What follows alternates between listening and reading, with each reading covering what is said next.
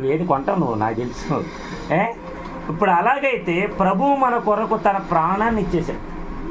ఇప్పుడు నువ్వు తప్పు చేసావు, తప్పు చేసిన నువ్వు జైలు పాలు అవ్వాల్సినటువంటి సమయంలో మీ నాన్నగారు నీకు బదులుగా వచ్చి ఏం చేసినట్టు, అయ్యా మా అబ్బాయిని వదిలేయండి, నేను మా అబ్బాయికి బదులుగా నన్ను జైలు వేయండి అన్నారనుకో, నువ్వు ఒప్పుకుంటావా? ఒప్పుకుంటావు, ఖచ్చితంగా ఒప్పుకోండి. కారణం ఏంటంటే మా నాన్నగారు కదా. ముందేమో ఎందుకు నాన్న నా కోసం నువ్వు జైలు పాలు అవుతావు, వదిలే నాన్న నేను వెళ్తానులే, నేనుగా తప్పు చేసిన అని అంటావు. అయినా కానీ నాన్నగారు ఆలోచన ఏంటి, నా కొడుకు బాగుండాలి అని చెప్పి నీ లైఫ్ స్పాయిల్ అవ్వకుండా ఉండడానికి నిన్ను బయట పంపించేసి ఆయన జైలు పాలయ్యాడు. ఇప్పుడు నీ లైఫ్ ఇంత ఆనందంగా ఉండడానికి కారణం ఎవరు? నాన్న. నువ్వు జైలు పాలు అయిపోయి నీ జీవితం అంతా కూడా మొత్తం స్పాయిల్ అయిపోవడానికి అటువంటి ఆస్కారం ఉన్నప్పుడు నిన్ను బయటికి పంపించేసి తన లైఫ్ను పోగొట్టేసుకున్నాడు నాన్న. మరి నాన్న అంతగా తన లైఫ్ను అప్పగించేసినప్పుడు మరి మనం ఏం చేస్తున్నాం? ఈ స్వతంత్రతను పొందుకొని, ఈ స్వేచ్ఛను పొందుకొని నాన్న మర్చిపోయాం. జైల్లో ఉన్నాడుగా నాన్న, ఆ నాన్న మర్చిపోయి ఇప్పుడు మన యొక్క లైఫ్ అంతా కూడా మనం ఏం చేస్తారంటే ఇది నాది, ఇది నా లైఫ్, నా జీవితం, నా సొంతం అని అనుకుంటూ నాన్న చేసినటువంటి ఉపకారాన్ని మర్చిపోయాం. మనందరూ సంతోషం. ఇప్పుడు ఆ నాన్న ఎవరంటే యేసు ప్రభు. యేసు ప్రభు మనం చేసిన పాపాలు దోషాలు బట్టి ఆయన సిలువలో బలియాగం అయిపోయాడు. ఫర్ ఎగ్జాంపుల్, ఉదయం లేచిన మొదలు సాయంత్రం పడుకునేంత వరకు ఒక్క తప్పు కూడా చేయమా మనం? ఒక్కటైనా? మూడు చేసిన తప్పుకి శిక్ష ఏది? చిన్న మిస్టేక్, చిన్నది, ఒక అబద్ధం ఆడట్లేదా, ఒక తప్పు చేయట్లేదా, యాక్సిడెంట్ చేయట్లేదా, పక్క వాళ్ళు ఒక మాట అనట్లేదా, ఇన్ని మిస్టేక్స్ చేస్తున్నప్పుడు కానీ మనకు శిక్ష ఏది? ఎప్పుడైనా ఆలోచించావా? వీటన్నిటిని కూడా మనం ఒప్పుకోవాలి. నాన్నకి అమ్మకి తెలియకుండా ఏమన్నా ఒక రూపాయి తీసామనుకుందాం, 10 రూపాయలు తీసామనుకుందాం, ఒకవేళ నీకు అవసరమే కావచ్చు. ఇంటికి రాగానే అమ్మ వాళ్ళు అడుగుతారు, ఇక్కడ 10 రూపాయలు పెట్టిన ఎవరైనా తీశారంటే మనం ఎవరు మాట్లాడట్లే, తీసాం, ఖర్చు పెట్టేసుకున్నాం. ఒకవేళ ఖర్చు పెట్టుకున్నటువంటి డబ్బులు మళ్ళీ ఇంటికి రాగానే అమ్మ మీకు తెలియకుండా మిమ్మల్ని అడగకుండా 10 రూపాయలు తీసుకున్నాను అమ్మా, కొంచెం అవసరం అయిందమ్మా అని చెప్పేస్తే ఒప్పుకున్నాం అనుకో, అవునా పర్లేదు నాన్న ఈసారి అడిగి తీసుకో, 10 రూపాయలు ఎందుకు 100 రూపాయలు తీసుకో, ఇస్తారు ఎవరా?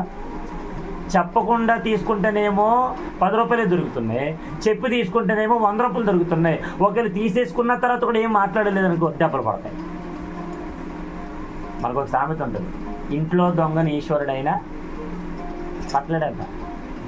ఇంటి దొంగను ఈశ్వరుడైనా పట్టలేడు. కారణం ఏంటి? ఇంట్లో ఉన్నటువంటి వాళ్ళని మనం ఏం చేస్తాం? నమ్ముతాం. మాట్లాడే కదా, వాళ్ళు ఎందుకు తీస్తారు, ఎవరు వచ్చుంటారు లోపలికి, ఎవరు తీస్తుంటారు అని అనుకుంటే తప్ప ఇంట్లో వాళ్ళే తీస్తారు. దాని అర్థం ఏంటంటే మన ఇంట్లో వాళ్ళే మనం మోసం చేస్తారు, మనల్ని అనేక రీతికి ఇబ్బందులు పెడతారు, మనం అనుకున్న వాళ్ళే మనల్ని ఎంతగానో కించపరుస్తారు, హేళన చేస్తారు, తోళనాడతారు. నీదేం లైఫ్ రా రాజు, ఏం చదువుకున్నారు అమ్మ, మీ అబ్బాయి ఏం చదువుకున్నాడు ఏంటి, ఈ పనులు చేస్తున్నాడేంటి అని అంటారు. కానీ నమ్మిన మన ప్రభు ఎప్పుడు మన ఆ మాట అన్నారు. అటువంటి గొప్ప దేవుడు యేసు ప్రభు ఒక్కడు. కాబట్టి యేసు ప్రభు నమ్ముకో, తెలుసుకో. నేనేది నమ్ముకోమన్నానని నమ్ముకోవద్దు, తెలుసుకో. యేసు ప్రభు ఎటువంటి వాడు, ఆయన నిజ దేవుడు అని అందరూ చెప్తున్నారు కదా, మా బాబాయ్ కూడా చెప్తున్నారు కదా. అసలు ఈ యేసు ప్రభు గురించి ఏంటి ఇంత ప్రత్యేకత కనుక్కో. ఇప్పుడు మనకు లోకంలో రకరకాల మొబైల్స్ వచ్చేసినాయి, ఇందులో ఫ్యూచర్స్ ఏం బాగుంటుంది, ఏ కంపెనీ బాగుంటుంది అని అడిగి తెలుసుకొని కొనుక్కుంటాం. ఎవడో చెప్పడం వెళ్ళి కొనుక్కోగా, అయ్యా 10,000కి మొబైల్ వస్తుందంటే అన్నారు. వెంటనే షాప్కి వెళ్ళాం, వాడు చెప్పాడు సార్ ఇదైతే మీకు 10,000కి వస్తుంది, కానీ దీనికి ఒక్కొక్క 1000 రూపాయలు ఎక్స్ట్రా చేసుకున్నారు అనుకోండి, మంచి మొబైల్ వస్తుంది సార్, ఇది చాలా బాగుంటుంది, ఫ్యూచర్స్ బాగున్నాయి సార్, కెమెరా బాగుంటాయి సార్, అసలు చక్కగా మీరు వీడియో కానీ ఏదైనా. అప్పుడు మనం ఏంటి 10,000 అని అనుకున్నది ఒక 1000 రూపాయలు ఎక్స్ట్రా పెంచు. ఇంకా అంటాడు సార్ ఇంకొక 2,000, ఒక 15,000 వరకు వేసుకోండి, దానికంటే బెస్ట్ మొబైల్ వస్తుంది సార్, ఈ కంపెనీ నోకియా బాగుంటుంది సార్, లేదంటే సోనీ విషయం ఎన్ని చెప్తాడు.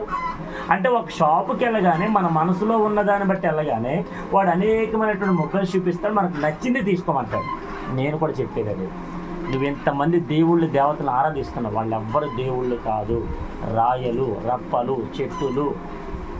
నేను ఎవరిని విమర్శించట్లా, నిజమైన దేవుణ్ణి కనుక్కో అంటున్నాను అంతే. నన్ను బ్రతికించిన దేవుడు నిన్ను బ్రతికిస్తాడు, నాకు ఆరోగ్యం ఇచ్చిన దేవుడు నీకు ఆరోగ్యం ఇస్తాడు, నన్ను లేవనెత్తిన దేవుడు నిన్ను లేవనెత్తుతాడు, నన్ను ఎంతగానో పురుకొలిపిన దేవుడు నిన్ను పురుకొలుపుతాడు. నా యేసు ప్రభు ఎప్పుడు మంచి చేసే దేవుడు తప్ప ఎప్పుడు కీడు చేసే దేవుడు అయితే కాదు. ఫర్ ఎగ్జాంపుల్ ఇక్కడ ఉండేటువంటి దేవుళ్ళ దేవతలన్నీ కూడా మనం వెళ్ళి మొక్కుకుంటాం, అమ్మ నాకు ఇది చెయ్యి, నాకు అది చెయ్యి, నువ్వు కనుక నాకు ఇది చేస్తే కనుక నేను నీకు బలిస్తాను, ఏదో మేకనో గొర్రెను అంటాం. ఒకవేళ మన దగ్గర డబ్బులు లేవు, ఇవ్వలేకపోయేసరికి అదేం చేస్తుంది, దేవత మనం తింటుంది.